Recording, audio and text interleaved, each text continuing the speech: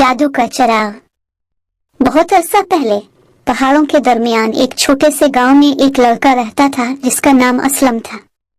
वो निहायत नेक दिल और दूसरों की मदद करने वाला था, लेकिन वो बहुत गरीब था और हर दिन अपनी बीमार माँ का सहारा बनने के लिए मेहनत मजदूरी करता था। असलम अक्सर सोचता कि क्या उसकी जिंदगी कभी बदलेगी। वो दिल ही दिल में किसी मुजिज़े की दुआ करता। एक दिन लकड़ियां जमा करते हुए असलम जंगल में एक गार के करीब पहुंच गया जिसे इसने पहले कभी नहीं देखा था।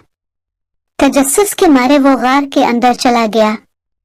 अंदर जाते हुए इसे एक पुरानी चिराग जमीन पर पड़ी मिली जो धूल से अटी हुई थी। ये चिराग बहुत कदीम लग रही थी और उसकी सतह पर एक अजीब सी चमक थी, जैसे कि इसमें कोई राज छुपा हो। असलम ने चिराग को उठाकर साफ किया। जैसे ही इसने चिराग को रगड़ा, एकदम धुआं सा निकला और धुएं में से एक जिन नमूदार हुआ, जिनकी आंखें चमक रही थीं और उसकी आवाज गूंजदार थी। इसने असलम को झुककर सलाम किया और कहा, मैं इस जादू के चिराग का गुलाम हूँ और जिसके हाथ में ये चिराग हो, इसकी खिदमत करने के लिए हाजिर हूँ।